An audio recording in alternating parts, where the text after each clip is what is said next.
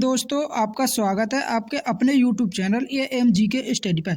दोस्तों, आज हम इस वीडियो में 4 फरवरी से 7 फरवरी तक SSC GD का जो एग्ज़ाम हुआ है उसमें जितने भी GK के क्वेश्चन पूछे गए हैं उन सभी को हम इस वीडियो में पढ़ने वाले हैं।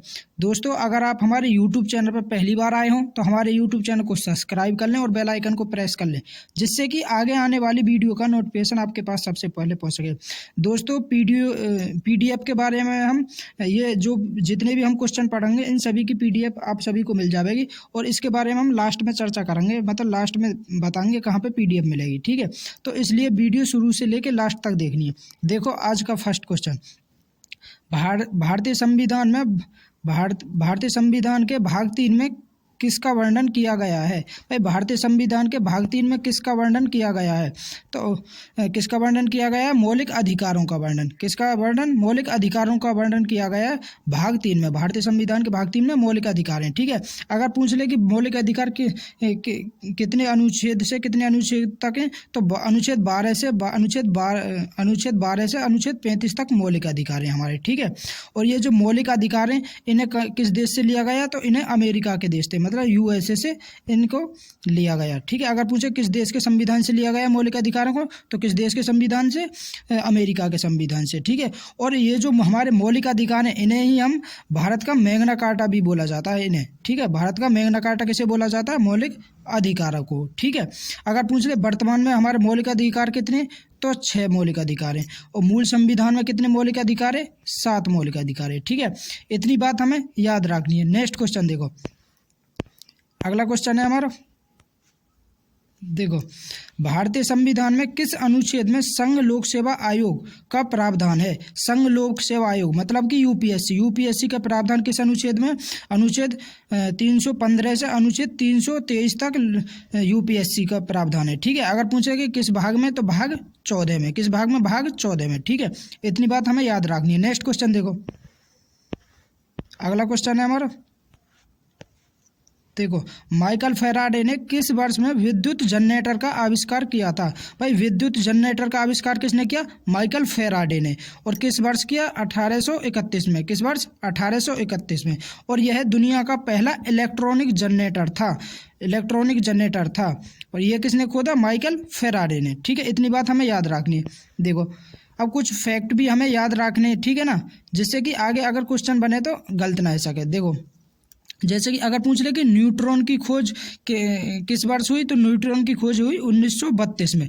किस वर्ष? 1932 में। और न्यूट्रॉन की खोज किसने करी? तो जेम्स चैडविक ने। न्यूट्रॉन की खोज जेम्स चैडविक ने। ठीक है, अगर पूछा प्रोटॉन की खोज किस वर्ष हुई, तो प्रोटॉन की खोज हुई 1909 में। प्रोटॉन की खोज 1909 में। और किसने करी? अर्नेस्ट रदरफोर्ड ने। अगर पूछा कि इलेक्ट्रॉन की खोज किस वर्ष हुई, तो इलेक्ट्रॉन की खोज हुई 1897 में। इलेक्ट्रॉन की खोज 1897 में। और इलेक्ट्रॉन की खोज किसने करी? जे थॉमसन ने। किसने? जे थॉमसन ने। इतनी बात हमें याद रखनी है। नेक्स्ट क्वेश्चन देखो, अगला क्वेश्चन है हमारा। देखो, एशियन गेम 1951 का एशियन गेम्स कहाँ आयोजित किया गया था? भाई, 1951 का एशियन गेम कहाँ पे आयोजित किया गया? नई दिल्ली में। कहाँ पे आयोजित किया? नई दिल्ली में। ठीक है, और एशियन गेम्स को इसे किसके नाम से जाना गया? एशियाड के रूप में इसे जाना जाता था पहले। ठीक है ना, अगर पूछ ले कि एशियन गेम्स कितने साल बाद आयोजित किए जावे, तो प्रत्येक 4 साल के बाद एशियन गेम आयोजित किया जावे। ठीक है, इतनी बात हमें याद रखनी है। नेक्स्ट देखो, अगला क्वेश्चन है हमारा।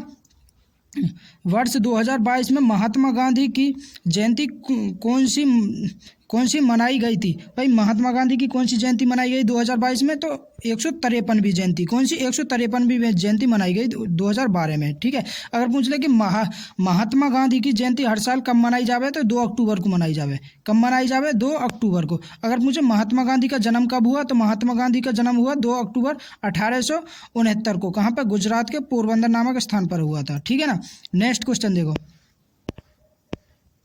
अगला क्वेश्चन है हमारा।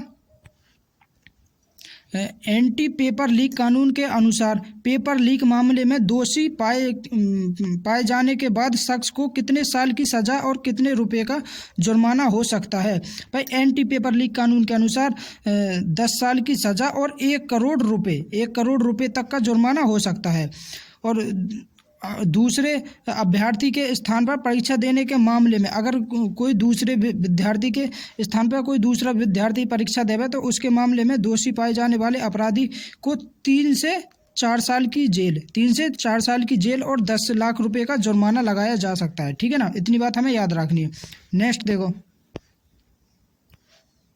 अगला क्वेश्चन है हमारा, प्रधानमंत्री रोजगार प्रोत्साहन योजना कब शुरू हुई थी। भाई प्रधानमंत्री रोजगार प्रोत्साहन योजना कब शुरू हुई, तो 9 अगस्त 2016 में शुरू हुई। ठीक है, कब हुई, 9 अगस्त 2016 में। नेक्स्ट क्वेश्चन देखो, नेक्स्ट क्वेश्चन है हमारा, राष्ट्रीय बहुआयामी गरीबी सूचकांक 2023 के मुताबिक प्रतिशत में सबसे अधिक गरीब दर वाला केंद्र शासित प्रदेश कौन सा है। भाई 2023 के मुताबिक प्रतिशत में सबसे अधिक दर मतलब सबसे अधिक गरीब देश कौन सा है, केंद्र शासित प्रदेश कौन सा है, वो दादर और नगर हवेली। कौन सा, दादर और नगर हवेली। ठीक है ना, इतनी बात हमें याद रखनी है। नेक्स्ट क्वेश्चन देखो, नेक्स्ट क्वेश्चन है हमारा, न्यूयॉर्क शहर के टाइम्स स्क्वायर में मंच पर लाइव प्रदर्शन करने वाले पहले भारतीय कलाकार कौन थे। तो भाई पहले भारतीय कलाकार कौन है, अनुष्का सेन। कौन, अनुष्का सेन। अगर ऑप्शन में अनुष्का सेन ना दे रखे हो तो MS सुब्बुलक्ष्मी भी हमारा सही आंसर है जाओ। ठीक है, क्योंकि इन्होंने भी न्यूयॉर्क के शहर में टाइम्स स्क्वायर के मंच पर प्रदर्शन किया था। ठीक है, MS सुब्बुलक्ष्मी ने। नेक्स्ट क्वेश्चन देखो, और ये है कि गायिका ही MS सुब्बुलक्ष्मी कौन है, गायिका। नेक्स्ट क्वेश्चन देखो, अगला क्वेश्चन है हमारा, 1990 के एशियन खेल में कौन से नए खेल को जोड़ा गया था। भाई 1990 में एशियन गेम के कौन से नए खेल को जोड़ा गया, तो 1990 में 5 नए गेम जोड़े गए। वो 5 गेम है सॉफ्ट बॉल, सेप्ट टाकरो और वुशु, कबड्डी और नौकायन। इन 5 गेमों को 1990 में जोड़ा गया। नेक्स्ट क्वेश्चन देखो, नेक्स्ट क्वेश्चन है हमारा, साल 1919 के भारत सरकार अधिनियम के समय भारत के वायसराय कौन थे। भाई 1919 में भारत के वायसराय कौन है, तो लॉर्ड चेम्सफोर्ड। कौन है, लॉर्ड चेम्सफोर्ड। इस अधिनियम को मॉन्टेग्यू चेम्सफोर्ड सुधार के नाम से भी जाना जाता है। नेक्स्ट क्वेश्चन देखो, अगला क्वेश्चन है हमारा, भारत की तीसरी पंचवर्षीय योजना का मुख्य उद्देश्य क्या था। भारत की तीसरी पंचवर्षीय योजना का मुख्य उद्देश्य क्या था, तो मुख्य उद्देश्य कृषि और गेहूं के उत्पादन में सुधार करना था। कृषि और गेहूं के उत्पादन में सुधार करना था। इस योजना का मकसद देश की अर्थव्यवस्था को मजबूत करना भी था। यह योजना 1961 से 1966 तक चली। कौन सी, तीसरी पंचवर्षीय योजना। नेक्स्ट क्वेश्चन देखो, नेक्स्ट क्वेश्चन है हमारा, हरित क्रांति का संबंध किससे है। भाई हरित क्रांति का संबंध किससे है, तो कृषि क्षेत्र से। किससे, कृषि क्षेत्र से। ठीक है, खाद्यान्न फसलों के उत्पादन से है। इसका मुख्य प्रभाव गेहूं पर पड़ा। हरित क्रांति के फलस्वरूप गेहूं के उत्पादन में सर्वाधिक वृद्धि हुई हरित क्रांति के दौरान। ठीक है, नेक्स्ट क्वेश्चन देखो, नेक्स्ट क्वेश्चन है हमारा, पारुल परमार किस खेल से संबंधित हैं। भाई पारुल परमार किस खेल से संबंधित है, तो भारतीय पैरा बैडमिंटन है। कौन, पारुल परमार। भारतीय पैरा बैडमिंटन है पारुल परमार। नेक्स्ट क्वेश्चन देखो, नेक्स्ट क्वेश्चन है हमारा, प्रथम पंचवर्षीय योजना का मुख्य उद्देश्य क्या था। प्रथम पंचवर्षीय योजना का मुख्य उद्देश्य क्या था, तो प्रथम पंचवर्षीय योजना ये कब से कब तक चली, 1951 से 1956 तक। और इसका मुख्य उद्देश्य देश में कृषि विकास पर था और साथ ही देश में आर्थिक विकास को बढ़ाना था। इसका मुख्य उद्देश्य। ठीक है, और ये जो प्रथम पंचवर्षीय योजना है ये हेरोड डोमर मॉडल पर आधारित थी। प्रथम पंचवर्षीय योजना कौन से मॉडल पर, हेरोड डोमर मॉडल पर आधारित थी प्रथम पंचवर्षीय योजना। इतनी बात हमें याद रखनी है। नेक्स्ट क्वेश्चन देखो,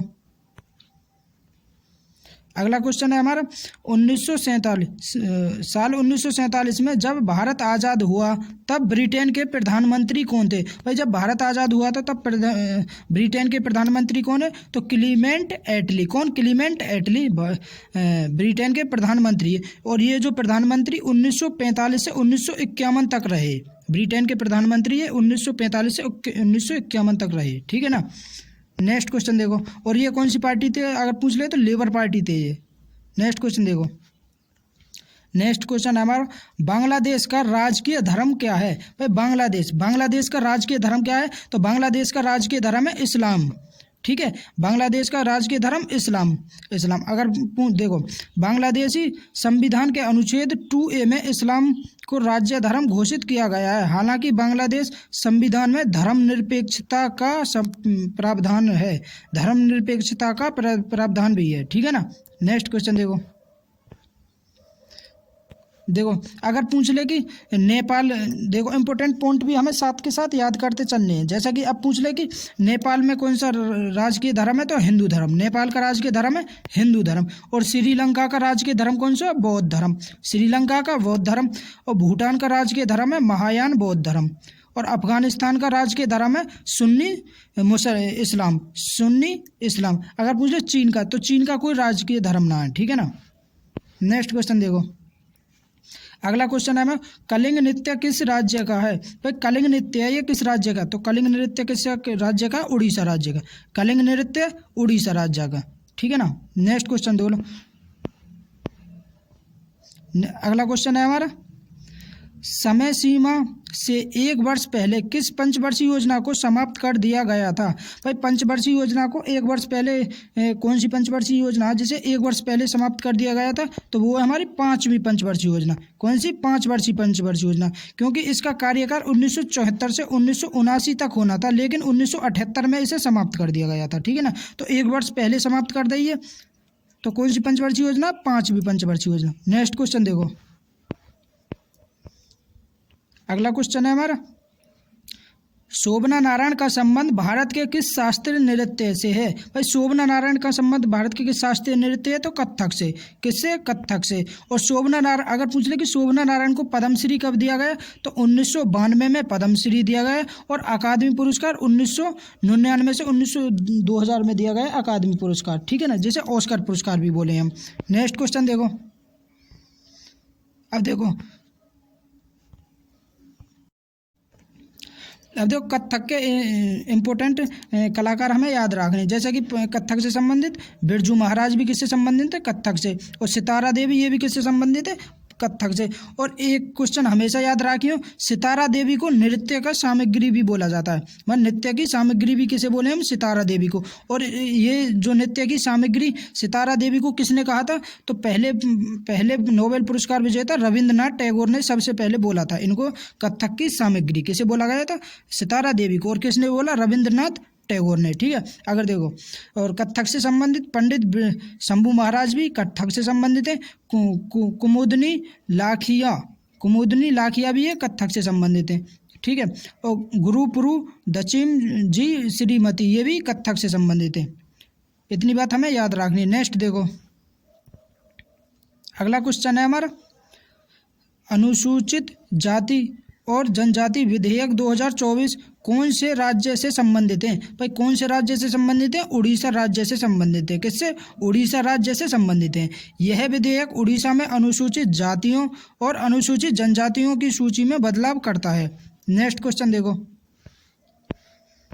अगला क्वेश्चन है हमारा जून 2024 में केरल के वायनाड लोकसभा सीट में किसने इस्तीफा दे दिया? किसने इस्तीफा दिया था? भाई वायनाड लोकसभा में किसने इस्तीफा दिया? कांग्रेस के नेता राहुल गांधी ने। किसने? कांग्रेस के नेता राहुल गांधी ने। क्योंकि ये जो राहुल गांधी लोकसभा चुनाव में राहुल गांधी 2 जगह थे, मतलब 2 स्थानों से चुनाव लड़ रहे। एक तो केरल के वायनाड लोकसभा से, मतलब वायनाड से, और एक उत्तर प्रदेश के रायबरेली से। लेकिन इन्होंने वायनाड से इस्तीफा दे दिया था। किसने? राहुल गांधी ने। किसने? राहुल गांधी ने। ठीक है। नेक्स्ट क्वेश्चन देखो, अगला क्वेश्चन है हमारा, निम्नलिखित में से कौन सा वेद जादू मंत्र और जादू टोना से संबंधित है? भाई कौन सा वेद है जो जादू मंत्र और जादू टोना से संबंधित है? तो अथर्ववेद। कौन सा? अथर्ववेद। अथर्ववेद। अथर्ववेद में 20 अध्याय, कितने? 20 अध्याय और 731 सूक्त और 5987 मंत्र हैं काय में? अथर्ववेद में। अथर्ववेद ये जो वेद है गद्य और पद्य दोनों में लिखा गया है। अथर्ववेद गद्य और पद्य दोनों में लिखा गया है, ठीक है ना। नेक्स्ट क्वेश्चन देखो, अगला क्वेश्चन है हमारा, जीवन का अधिकार कौन सा अधिकार है? भाई जीवन का अधिकार कौन सा अधिकार है? तो जीवन का अधिकार भारतीय संविधान के अनुच्छेद 21 के तहत आने वाला एक मौलिक अधिकार है। यह अधिकार हर व्यक्ति को जीने का अधिकार देता है। तो जीवन का अधिकार कैसा अधिकार है? हमारा मौलिक अधिकार। कैसा अधिकार है? मौलिक अधिकार। और किस अनुच्छेद में? अनुच्छेद 21 में। नेक्स्ट क्वेश्चन देखो,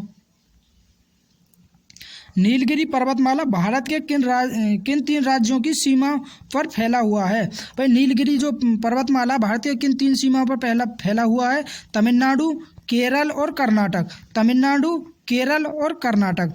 नीलगिरी की पहाड़ियाँ जो पूर्व और पश्चिम घाट के संगम पर स्थित है, नीलगिरी की पहाड़ियाँ।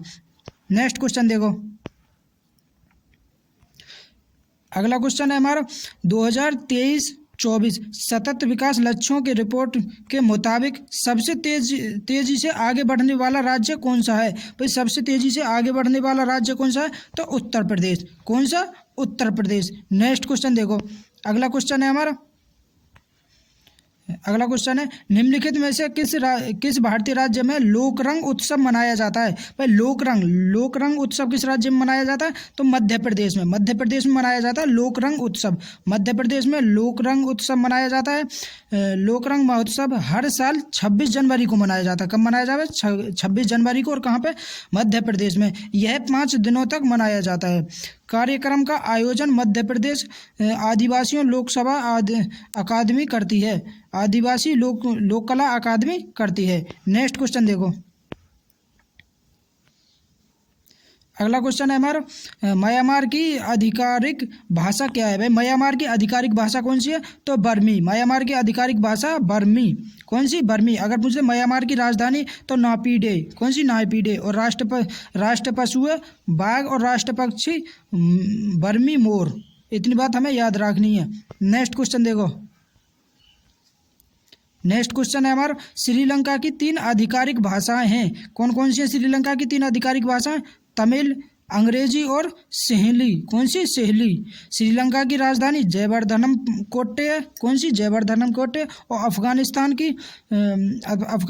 की दारी और पश्तो, ये आधिकारिक भाषाएं। चीन की आधिकारिक भाषा कौन सी है? मंदारिन। चीन की आधिकारिक भाषा मंदारिन। नेक्स्ट क्वेश्चन देखो, नेक्स्ट क्वेश्चन है हमारा, द्वारक वेंकट स्वामी नायडू निम्नलिखित में से कौन सा संगीत वाद्य यंत्र से बजाते थे? कौन सा वाद्य यंत्र बजाते थे? वायलिन वादक है ये। कौन? वायलिन वादक। नेक्स्ट क्वेश्चन देखो, अगला क्वेश्चन है हमारा, तमिलनाडु के वर्तमान मुख्यमंत्री कौन है? भाई तमिलनाडु के वर्तमान मुख्यमंत्री कौन है? M.K. स्टालिन। कौन? M.K. स्टालिन। और ये तमिलनाडु के 8वें मुख्यमंत्री है। कौन से? 8वें मुख्यमंत्री। और किस दल से संबंधित है? द्रविड़ मुन्नी कन्नड़ से संबंधित है। मुनित्र कन्नड़ से। नेक्स्ट क्वेश्चन देखो, नेक्स्ट क्वेश्चन है हमारा, बास्केटबॉल कोर्ट का आकार क्या होता है? भाई बास्केटबॉल कोर्ट का आकार क्या होता है? तो अंतर्राष्ट्रीय बास्केटबॉल का आकार 28 मीटर लंबा और 15 मीटर चौड़ा होता है। बास्केटबॉल कोर्ट का आकार 28 मीटर लंबा और 15 मीटर चौड़ा होता है। 28 मीटर लंबा और 15 मीटर चौड़ा होता है। इतनी बात हमें याद रखनी है। नेक्स्ट देखो, अनुराग सिंह ठाकुर के द्वारा फिट इंडिया फ्रीडम रन 2.0 को कब लॉन्च किया गया था? तो कब लॉन्च किया गया था? 13 अगस्त 2021 को। कब? 13 अगस्त 2021 को। फिट इंडिया मूवमेंट की शुरुआत 29 अगस्त 2019 को माननीय प्रधानमंत्री द्वारा की गई थी। इसका उद्देश्य फिटनेस को हमारे दैनिक जीवन में बढ़ावा देने के लिए था। ठीक है ना। नेक्स्ट क्वेश्चन देखो, अगला क्वेश्चन है हमारा, रुद्रदामन का जूनागढ़ अभिलेख कहाँ स्थित है? रुद्रदामन का जूनागढ़ अभिलेख कहाँ पर स्थित है? गुजरात के जूनागढ़ के पास गिरनार पहाड़ी पर। गुजरात के जूनागढ़ के पास गिरनार पहाड़ी पर। रुद्रदामन का जूनागढ़ अभिलेख गुजरात के जूनागढ़ के पास गिरनार पहाड़ी पर स्थित है। यह शिलालेख पश्चिमी छत्रपति राजा रुद्रदामन प्रथम ने बनवाया था। नेक्स्ट क्वेश्चन देखो, अगला क्वेश्चन है हमारा, देखो, इंद्रधनुष क्रांति किससे संबंधित है? भाई इंद्रधनुष क्रांति है जो किससे संबंधित है? कृषि उद्योग से। किससे? कृषि उद्योग से। इंद्रधनुष क्रांति किससे संबंधित है? कृषि उद्योग से।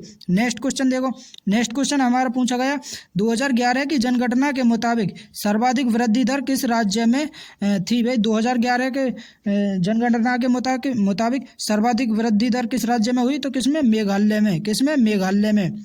साल 2011 की जनगणना के मुताबिक मेघालय में दशकीय जनसंख्या वृद्धि सबसे ज़्यादा थी। मेघालय में 2001 से 2011 के बीच जनसंख्या 27.82% बढ़ी थी। और देखो एक और पॉइंट हमें याद रखनी है जो बहुत ज़्यादा इंपॉर्टेंट है, वहीं नागालैंड में जनसंख्या में सबसे कम वृद्धि हुई थी। सबसे कम वृद्धि कहाँ पे हुई? नागालैंड में। नागालैंड में जनसंख्या में ऋणात्मक वृद्धि हुई थी। कितनी वृद्धि हुई? कैसी वृद्धि हुई? ऋणात्मक वृद्धि रही नागालैंड में। नेक्स्ट क्वेश्चन देखो, अगला क्वेश्चन है हमारा, 1968 में पद्मश्री पुरस्कार से सम्मानित होने वाले नर्तकियों में से कौन सी एक भारतीय अभिनेत्री थी? भाई कौन सी भारतीय अभिनेत्री? तो वैजंती माला। 1968 में वैजंती माला को पद्मश्री पुरस्कार मिला था। किसे? वैजंती माला को। वैजंती माला एक प्रसिद्ध भारतीय अभिनेत्री, नर्तक और गायिका हैं। उन्हें पद्मश्री 1968 में पद्मश्री और पद्म भूषण 2011 में पद्म भूषण दिया गया था। ठीक है, नेक्स्ट क्वेश्चन देखो, अगला क्वेश्चन है हमारा, आर वेंकटराव किससे संबंधित हैं? आर वेंकटराव किससे संबंधित हैं? ये एक भारतीय प्रशासक और राजनेता हैं, आर वेंकटराव। ठीक है ना। नेक्स्ट क्वेश्चन देखो, अगला क्वेश्चन पूछा गया हमसे, बसंत पंचमी किस राज्य में मनाई जाती है? तो बसंत पंचमी किस राज्य में मनाई जाती है? हरियाणा और पंजाब में। कहाँ पे मनाई जाए बसंत पंचमी? हरियाणा और पंजाब में। नेक्स्ट क्वेश्चन देखो, अगला क्वेश्चन हमसे पूछा गया, स्मृति मंधाना किस खेल से संबंधित है? तो स्मृति मंधाना किससे संबंधित है? क्रिकेट से संबंधित है। और एक पॉइंट और हमें याद रखना, स्मृति मंधाना से 2024 में आईसीसी महिला ODI cricket of the year का पुरस्कार भी इनको दिया गया। नेक्स्ट क्वेश्चन देखो,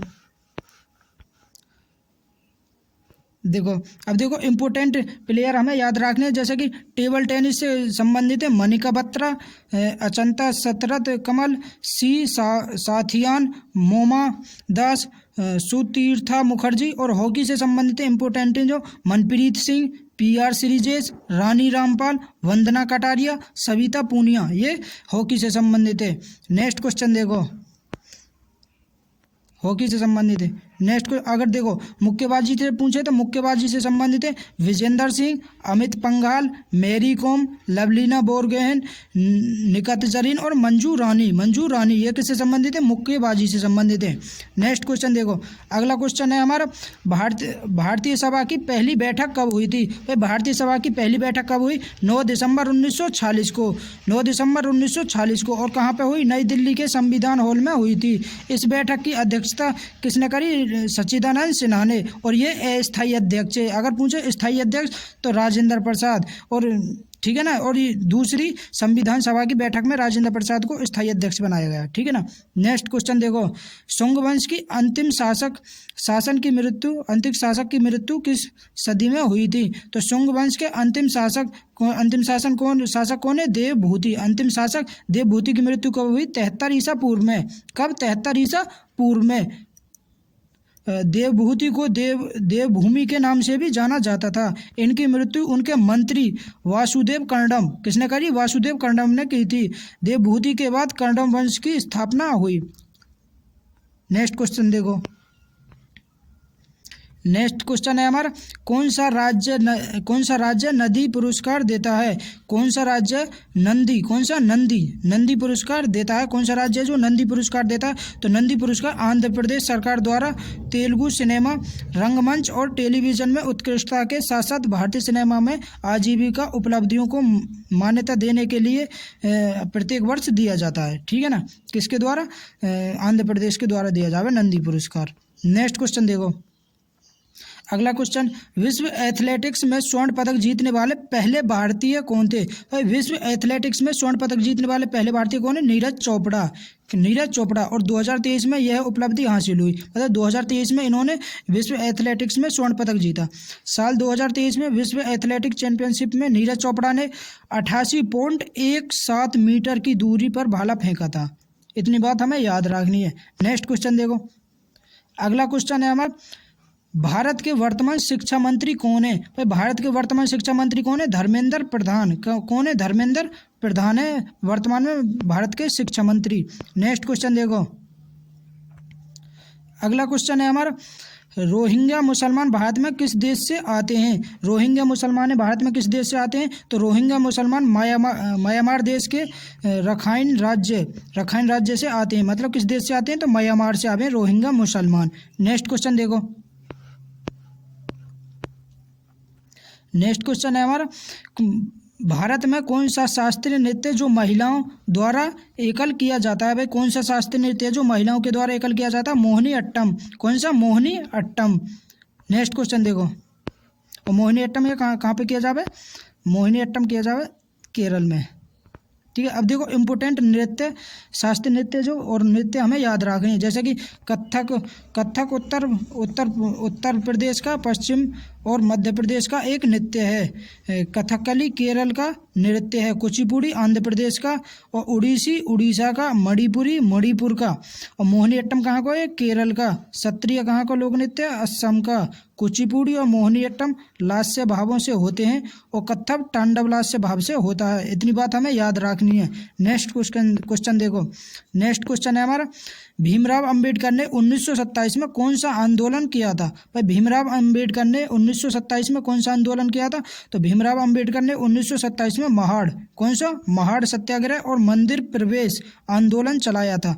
महाड़ सत्याग्रह और मंदिर प्रवेश सत्याग्रह चलाया था। यह आंदोलन 20 मार्च 1927 को महाराष्ट्र के रायगढ़ जिले में हुआ था।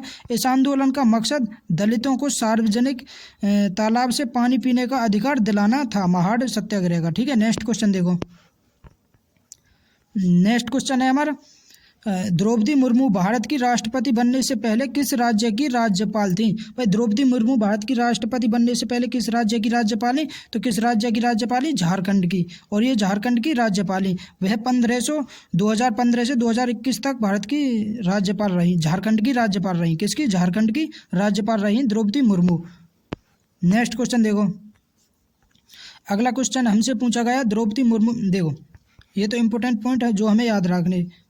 देखो अगला क्वेश्चन हमसे पूछा गया, पंचवर्षीय योजना से हर शिफ्ट में क्वेश्चन आए, तो पंचवर्षीय योजना तो अच्छी तरह पढ़ ली हो। ठीक है, देखो पहली पंचवर्षीय योजना कब शुरू हुई? तो पहली पंचवर्षीय योजना 1951 से 1956 तक रही। यह हेरोड डोमल मॉडल पर आधारित थी पहली पंचवर्षीय योजना, और इसका मुख्य उद्देश्य कृषि विकास पर था। इसका मतलब कृषि को बढ़ावा देना था, इसका मुख्य उद्देश्य था। ठीक है, अगर पूछा कि देखो दूसरी पंचवर्षीय योजना का उद्देश्य, अब देखो इंपॉर्टेंट पॉइंट याद रखो, जैसे कि दूसरी पंचवर्षीय योजना का उद्देश्य, तो दूसरी पंचवर्षीय योजना का उद्देश्य था औद्योगिक विकास। ठीक है, और तीसरी पंचवर्षीय योजना का उद्देश्य था अर्थव्यवस्था की स्वतंत्रता बनाना, मतलब अर्थव्यवस्था को स्वतंत्र बनाना। और चौथी पंचवर्षीय की योजना का उद्देश्य था विकास के साथ स्थिरता और आत्मनिर्भरता की उपलब्धि प्राप्त करना। ये चौथी पंचवर्षीय योजना का उद्देश्य था। ठीक है, नेक्स्ट क्वेश्चन देखो, अगर देखो पूछो कि पहली पंचवर्षीय योजना कब से कब तक चली, तो पहली पंचवर्षीय योजना 1951 से 1956 तक, और दूसरी पंचवर्षीय योजना 1956 से 1951 तक, और तीसरी पंचवर्षीय योजना 1961 से 1966 तक, और तीसरी पंचवर्षीय, देखो एक बात हमें हमेशा याद रखियो, तीसरी पंचवर्षीय योजना के बाद भी योजना अवकाश आया। अब अगर पूछ ले कि किस पंचवर्षीय योजना के बाद योजना अवकाश आया, तो तीसरी पंचवर्षीय योजना के बाद।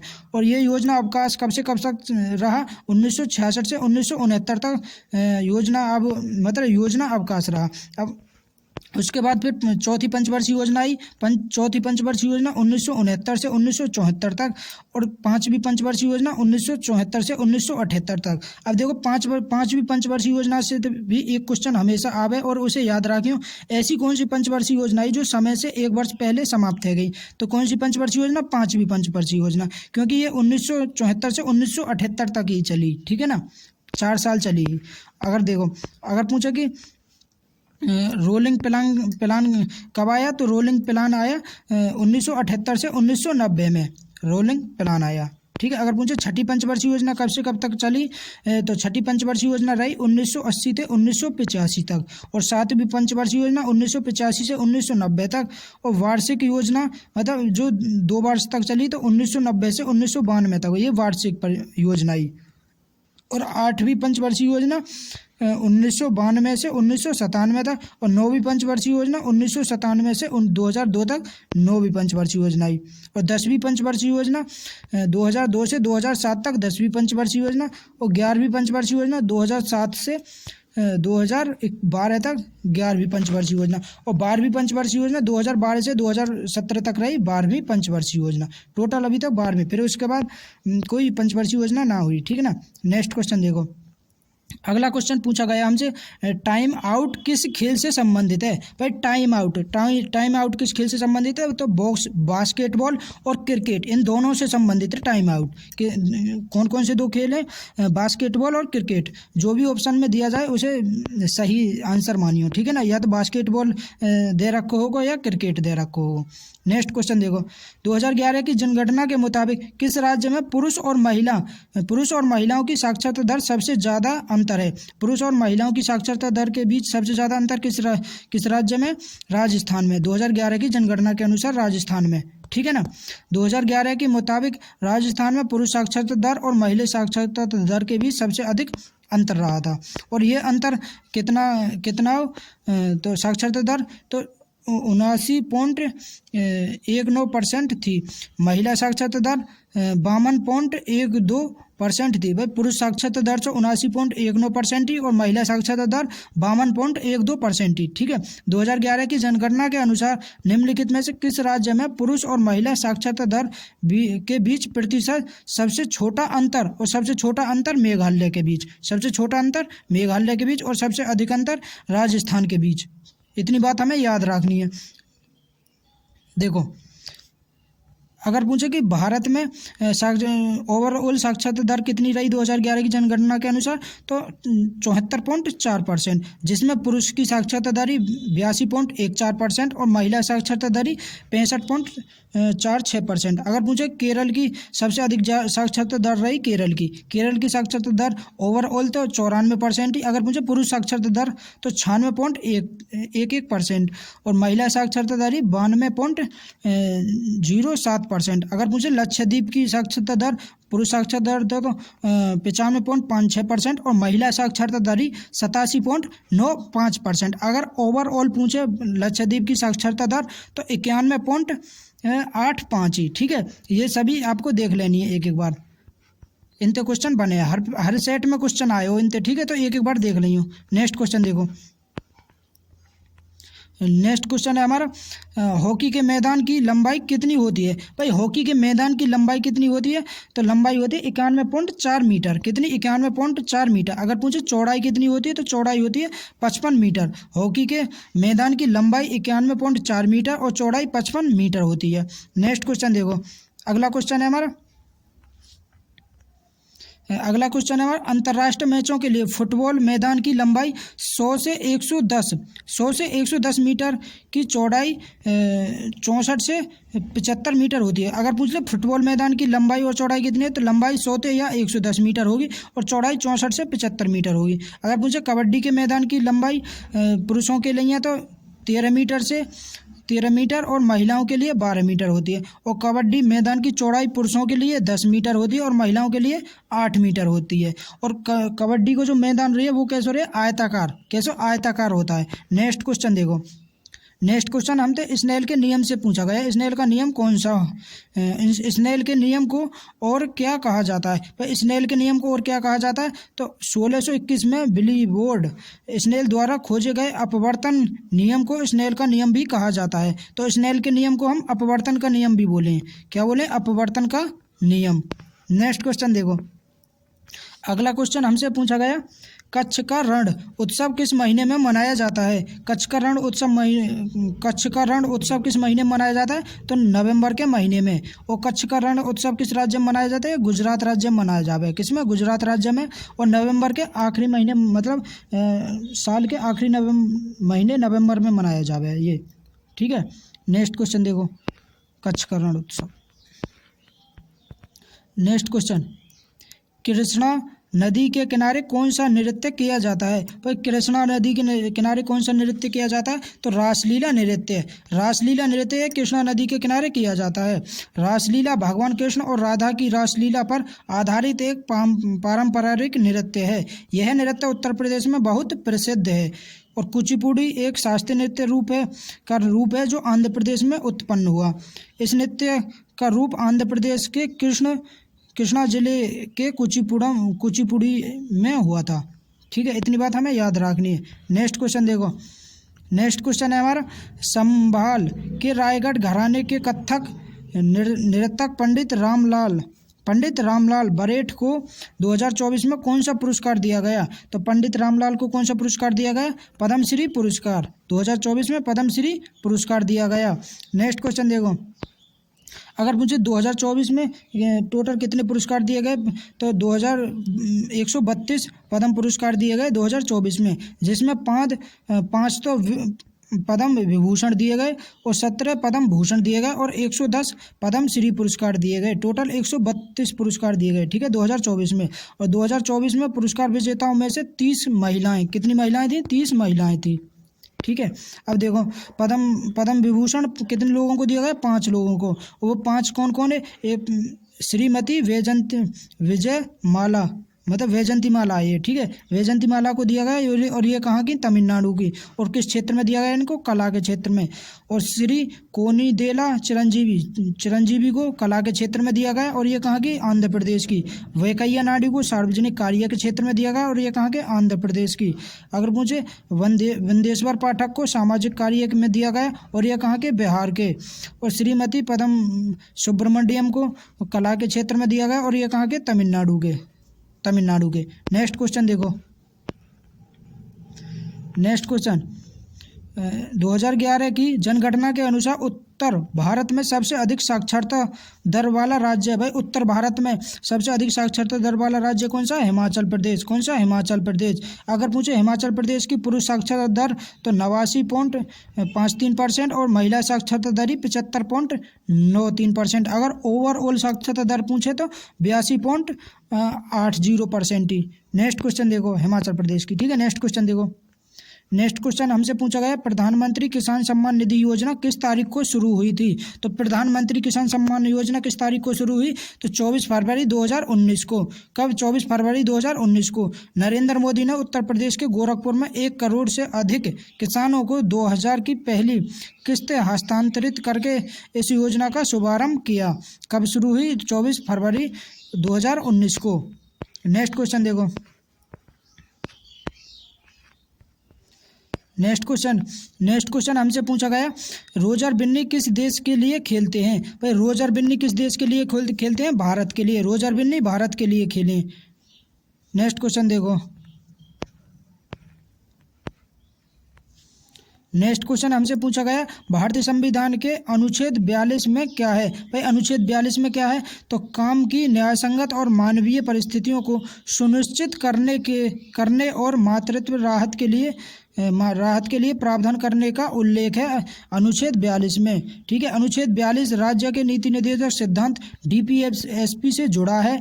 इस अनुच्छेद के तहत राज्य को उचित वेतन, सुरक्षित वातावरण और श्रमिकों को से की गई भलाई सुनिश्चित करनी होती है। इस अनुच्छेद के तहत गर्भवती और स्तनपान कराने वाली महिलाओं को मातृत्व राहत दी जाती है।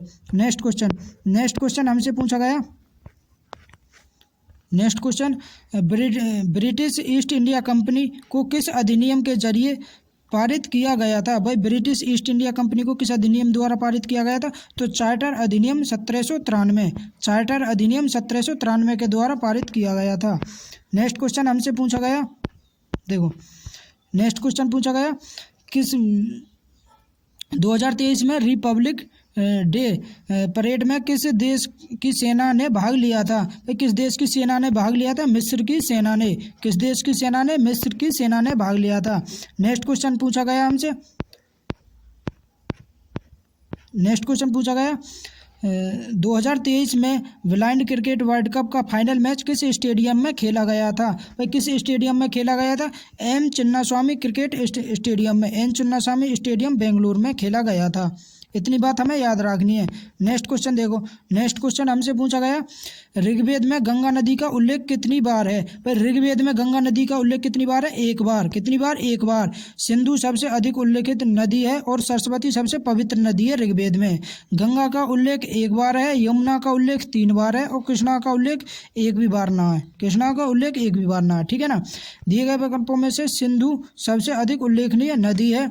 ऋग्वेद में सबसे प्रमुख नदी कौन सी है? सरस्वती। सबसे प्रमुख नदी कौन सी है ऋग्वेद में? सरस्वती। इतनी बात हमें याद रखनी है। नेक्स्ट क्वेश्चन हमसे पूछा गया, लौह इस्पात उद्योग का राष्ट्रीयकरण किसके कार्यकाल में किया गया था और यह कौन सी पंचवर्षीय योजना के अंतर्गत आता है? तो लौह इस्पात उद्योग का राष्ट्रीयकरण किसके कार्यकाल में किया गया था? इंदिरा गांधी के कार्यकाल में। इंदिरा गांधी जब भारत की प्रधानमंत्री, और कौन सी योजना? तीसरी पंचवर्षीय योजना के द्वारा किया गया। नेक्स्ट क्वेश्चन देखो, नेक्स्ट क्वेश्चन पुंगचोलम किस राज्य का लोक नृत्य है? तो पुंगचोलम किस राज्य का नृत्य है? मणिपुर का। पुंगचोलम किस राज्य का नृत्य है? मणिपुर का। ठीक है, पुंगचोलम मणिपुर का एक लोक नृत्य है। पुंगचोलम का शाब्दिक अर्थ है ड्रमों की गर्जना, मतलब ड्रमों की गर्जना। यह मणिपुरी संकीर्तन संगीत और शास्त्रीय मणिपुरी नृत्य की आत्मा है। इतनी बात हमें याद रखनी है। नेक्स्ट क्वेश्चन देखो, नेक्स्ट क्वेश्चन हमसे पूछा गया, पेशवा बाजीराव द्वितीय ने अंग्रेजों के साथ बेसिन संधि पर हस्ताक्षर कब किए थे? भाई, बेसिन की संधि पर हस्ताक्षर कब किए? 31 दिसंबर 1802 को। कब? 31 दिसंबर 1802 को। नेक्स्ट क्वेश्चन देखो, नेक्स्ट क्वेश्चन हमसे पूछा गया, लालचंद शर्मा किस शैली से संबंधित हैं? लालचंद शर्मा, तो ये किस शैली से संबंधित है? हास्य व्यंग्य शैली से। किससे? हास्य व्यंग्य शैली से लालचंद शर्मा संबंधित हैं। नेक्स्ट क्वेश्चन हमसे पूछा गया, रानी बछैया किस लोक नृत्य से जुड़ी हैं? तो रानी बछैया किस लोक नृत्य जुड़ी हैं? उमठ लोक नृत्य से। किससे? उमठ लोक नृत्य से जुड़ी हैं राम मछैया। नेक्स्ट क्वेश्चन हमसे पूछा गया, देखो नेक्स्ट क्वेश्चन पूछा गया, गरीब कल्याण योजना कितने दिनों के लिए आई? भाई, गरीब कल्याण योजना कितने दिनों के लिए आई? 3 महीनों के लिए। कितने महीनों के लिए? 3 महीनों के लिए गरीब कल्याण योजना आई। नेक्स्ट क्वेश्चन देखो, नेक्स्ट क्वेश्चन हमसे मौलिक अधिकार से पूछा गया, मौलिक अधिकार का अनुच्छेद कितना से कितने तक है? तो मौलिक अधिकार का अनुच्छेद 12 से अनुच्छेद 35 तक मौलिक अधिकार है और ये भाग 3 में। मौलिक अधिकार कौन से भाग में? भाग 3 में। और मौलिक इस भाग 3 को ही भारत का मैग्ना कार्टा की संज्ञा भी दी गई है, भाग 3 को। ठीक है ना। नेक्स्ट क्वेश्चन देखो, अब देखो मौलिक अधिकार हमारे कौन कौन से, हम टोटल कितने मौलिक अधिकार हैं? वर्तमान में 6 मौलिक अधिकार हैं। अगर पूछे मूल संविधान में कितने मौलिक अधिकार है? 7 मौलिक अधिकार है। ठीक है, अगर पूछे वो 6 मौलिक अधिकार कौन कौन से हैं, देखो अनुच्छेद 14 से अनुच्छेद 18 तक समानता का अधिकार, अनुच्छेद 19 से 22 तक स्वतंत्रता का अधिकार, अनुच्छेद 23 से अनुच्छेद 24 तक शोषण के खिलाफ अधिकार, और अनुच्छेद 25 से अनुच्छेद 28 तक धार्मिक स्वतंत्रता का अधिकार, अनुच्छेद 29 से अनुच्छेद 30 तक सांस्कृतिक तथा शिक्षा का अधिकार, और अनुच्छेद 32 में संवैधानिक उपचारों का अधिकार है, अनुच्छेद 32 में। नेक्स्ट क्वेश्चन देखो, अगर देखो कि वर्तमान में 6 मौलिक अधिकार हैं और मूल संविधान में कितने मौलिक अधिकार है? 7 मौलिक अधिकार है। वो 7वां मौलिक अधिकार कौन सा? संविधान में संपत्ति का अधिकार अनुच्छेद 31 भी शामिल था। मूल संविधान में संपत्ति का अधिकार भी शामिल हो, लेकिन 44वें संविधान अधिनियम 1978 के द्वारा इस मौलिक अधिकार को इस सूची से हटा दिया गया। ठीक है ना। इसे संविधान के भाग 12 और अनुच्छेद 1 के तहत कानूनी अधिकार बना दिया है। कौन से अधिकार को? संपत्ति के अधिकार को। इतनी बात हमें याद रखनी है। नेक्स्ट क्वेश्चन हमसे पूछा गया, खेलो इंडिया यूनिवर्सिटी गेम 2023 का आयोजन उत्तर प्रदेश के 4 शहरों में किया गया था। यह कौन सा संस्करण था? भाई खेलो इंडिया यूनिवर्सिटी गेम जो 2023 में आयोजित है वे कौन से क्रम के? तो कौन से? तीसरे संस्करण, तीसरे क्रम के यूनिवर्सिटी गेम है। ठीक है ना। नेक्स्ट क्वेश्चन देखो, अगला क्वेश्चन हमसे पूछा गया, अगर देखो खेलो इंडिया यूनिवर्सिटी गेम्स के विजेताओं की सूची 2022 में, पहली बार 2022 में हुए, दूसरी बार 2023-21 में और तीसरी बार 2023 में हुए। ये 22 में ना हो गए। ठीक है ना। नेक्स्ट क्वेश्चन देखो,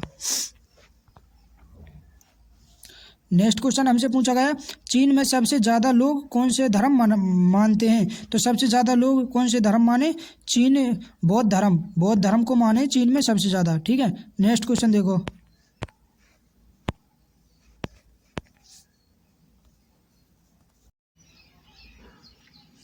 कौन सी पंचवर्षीय योजना पीसी महालनोबिस मॉडल पर आधारित थी? भाई कौन सी पंचवर्षीय योजना जो पीसी महालनोबिस मॉडल पर आधारित थी? दूसरी पंचवर्षीय योजना।